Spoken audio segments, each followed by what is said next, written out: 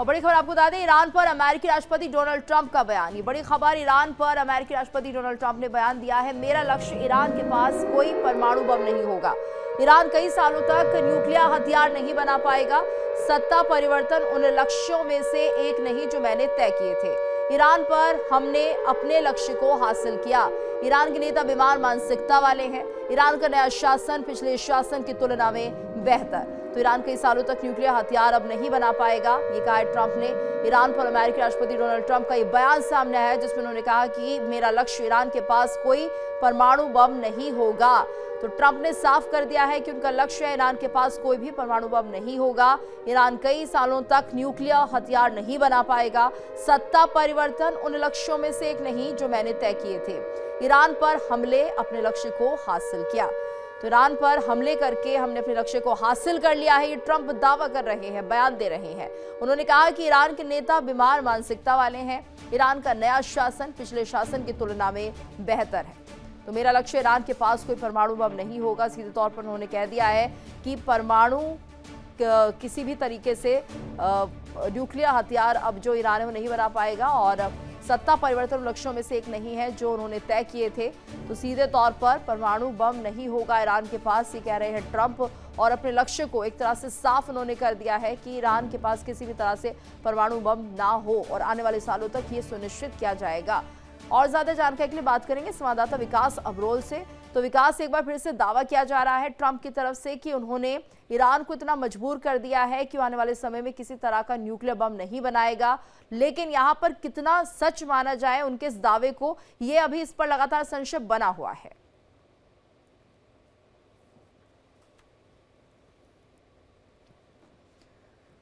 एक बार फिर से हम रुक करेंगे विकास का, लेकिन बता दें आपको कि ईरान कई सालों तक न्यूक्लियर हथियार ना बना पाए, इसके लिए ट्रंप जो है लगातार ये हमले कर रहे हैं, और अब कह रहे हैं कि उनका लक्ष्य उन्हें मिल भी गया है। तो अभी 2 से 3 हफ्तों में युद्ध बंद करने का उन्होंने फैसला ले लिया है। और चलिए आगे बढ़ते हैं। इस बीच एक और बड़ी खबर आ रही है। युद्ध के बीच राष्ट्रपति डोनाल्ड ट्रंप का एक और बड़ा बयान। जब अमेरिका किसी देश की मदद नहीं करेगा तब देशों को खुद अपने हालात संभालने होंगे। तो यहाँ पर देखिए, दावा कर रहे हैं ट्रंप की अब अमेरिका किसी देश की मदद नहीं करेगा, देशों को खुद अपने हालात संभालने होंगे। हॉर्मुज से तेल ना मिलने पर अमेरिका से खरीदें। तो यहाँ पर यह भी कहा जा रहा है अमेरिका के पास तेल की कोई कमी नहीं है, अगर देशों में हिम्मत तो खुद हॉर्मुज स्ट्रेट जाकर तेल खरीदें। तो आपको बता दें कि जब अमेरिका किसी की मदद नहीं करेगा तो फिर बाकी देशों का क्या हाल होगा। तो देशों को खुद अपने हालात संभालने होंगे। हॉर्मुज से तेल अगर नहीं मिल रहा है तो उन्होंने ऑप्शन दी है कि अमेरिका से तेल खरीद ले। एक बार फिर से हमारे साथ विकास जुड़ चुके हैं। विकास, देखिए तो यहाँ पर अमेरिका ने एक ऑप्शन दे दी है कि जिन लोगों को तेल नहीं मिल रहा है हॉर्मुज स्ट्रेट के रास्ते, वो अमेरिका के पास जा सकते हैं, क्योंकि अमेरिका के पास तेल की कोई कमी नहीं है। वहीं उन्होंने ये भी कहा कि ईरान को किसी भी तरह से न्यूक्लियर पावर नहीं बनने देंगे, और उनका लक्ष्य इसमें एक तरह से पूर्ण भी हो चुका है। तो ये दावे किए जा रहे हैं ट्रंप की तरफ से।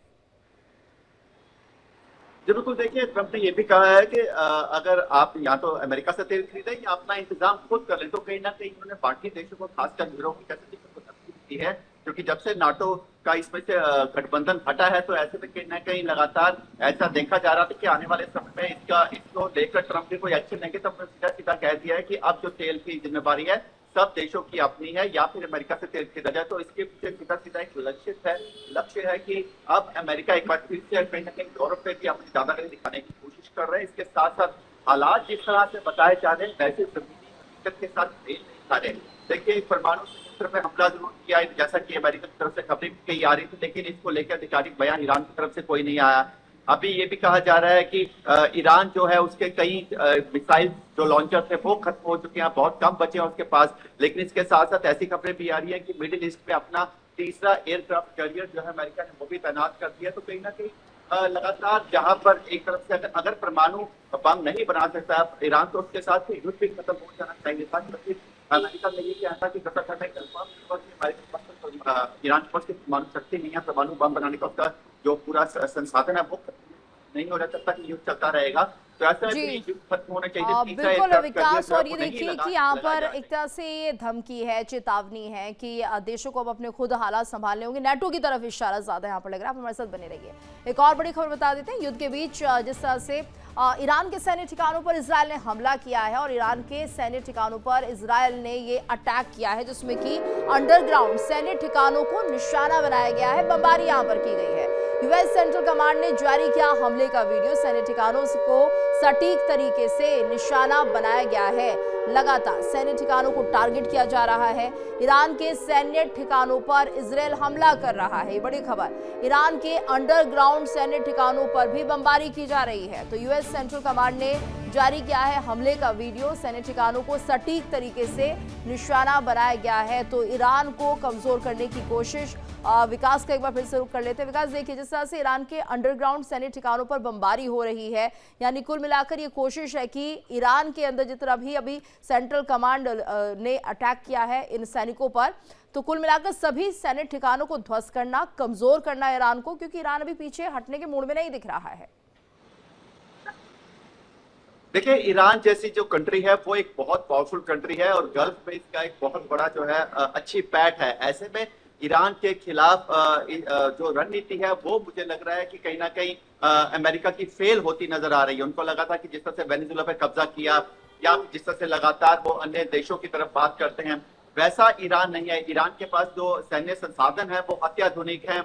उनके पास कई ऐसे अभी तक तो अभी कुछ मिसाइल जैसा लग रहा है उन्होंने अपनी बाहर नहीं निकाली है, क्योंकि लगातार जिस तरह से ईरान प्रदर्शन करता रहा है पहले अपनी मिसाइल्स का, बैलिस्टिक मिसाइल्स का या अन्य मिसाइल्स का, वो अभी तक सारी की सारी सामने नहीं आई है। हालांकि ईरान ने जरूर दावा किया है कि उसके पास अभी भी 75% के आसपास संसाधन पड़े हुए हैं, मिसाइल लॉन्चर सब है उसके पास। लेकिन ये अब देखना होगा कि कितनी देर ये युद्ध चलेगा। हालांकि शांति वार्ता की बात भी है जो चल रही है, उसको लेकर कोई दोनों तरफ से अमेरिका जरूर कह रहा है कि ईरान लगातार शांति की बात कर रहा है बैकड्रॉप पर, लेकिन ईरान लगातार इसको नकार रहा है। तो यानी कि कहीं ना कहीं दोनों देशों की तरफ से राजनीतिक बयान जो है वो एक तरह से प्रभाव बनाने की कोशिश की जा रही है कि दोनों ईरान और यूएस अपना अपना प्रभाव डालने की कोशिश कर रहे हैं, अपनी अपनी पैठ बनाने की कोशिश कर रहे हैं। लेकिन फिलहाल ये जो युद्ध है देखा जाए तो कभी भी कोई भी टर्न ले सकता है, कभी भी इस पे यू टर्न हो सकता है, इस पे कभी भी कोई नई हलचल हो सकती है। क्योंकि देखिए जिस तरह से फ्रांस, स्पेन, अब इटली ने भी जो है उसने अपनी एयर स्पेस जो है अमेरिका के लिए बंद कर दिया। उसने कहा कि कोई भी यहाँ से विमान जिसमें अमेरिकन सामान होगा, यानी कि मिसाइल या कुछ भी सैन्य संसाधन होंगे, उसको अपनी स्पेस वो नहीं देगा। तो अब देखने वाली बात ये होगी कि किस तरह से अमेरिका इसको जवाब देता है, किस तरह से रिटेलिएट करता है। लेकिन हालात ऐसे हैं कि इस समय ईरान कहीं ना कहीं थोड़ा सा भारी पड़ता नजर आ रहा है यूएस पर। बिल्कुल विकास, धन्यवाद करना चाहेंगे आपका इस पूरी जानकारी के लिए। चलिए आगे बढ़ते हैं। ईरान के विदेश मंत्री अब्बास अरागची आए हैं सामने। ईरान के विदेश मंत्री सामने आए हैं, महायुद्ध के बीच सामने आए हैं अब्बास अरागची। उन्होंने कहा मैं अपना मनोबल बढ़ाने आया हूं। तो बड़ी खबर, ईरान के विदेश मंत्री अब्बास अरागची सामने आए हैं और कहा कि वो अपना मनोबल बढ़ाने के लिए आए हैं महायुद्ध के बीच। ये बड़ी खबर, ईरान के विदेश मंत्री अब्बास अरागची सामने आए और कहा कि वो अपना मनोबल बढ़ाने के लिए आए हैं।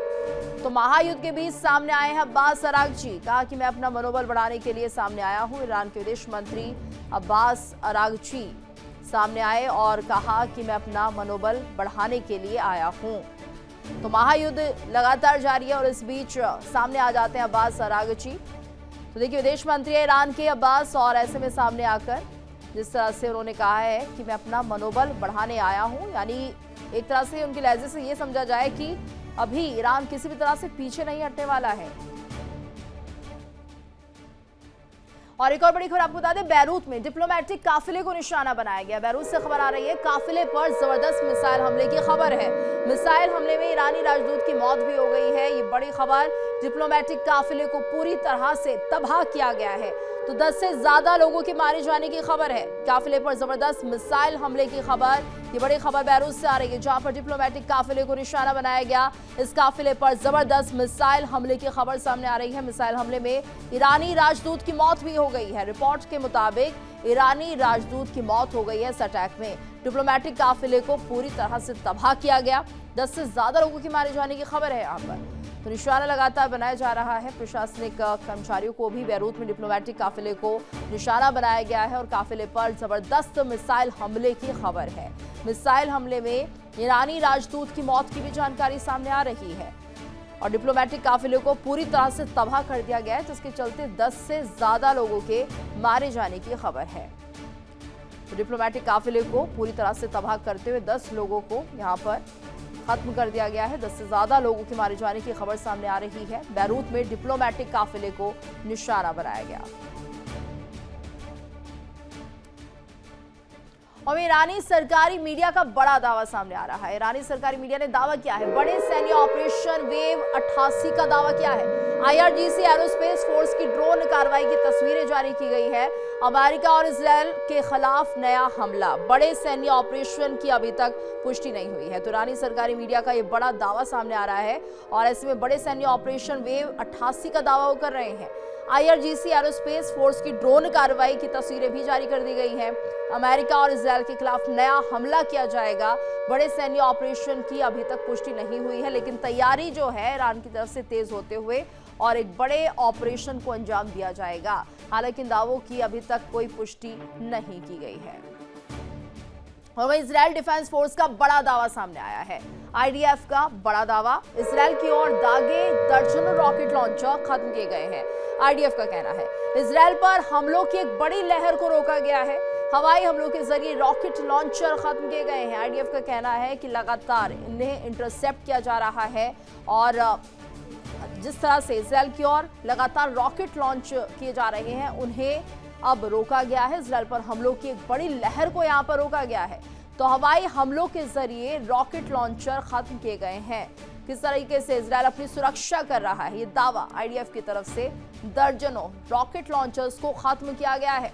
इजरायल पर हमलों की एक बड़ी लहर को रोका गया, ये दावा किया जा रहा है IDF की तरफ से। उन्होंने कहा कि हवाई हमलों के जरिए रॉकेट लॉन्चर खत्म किए गए हैं।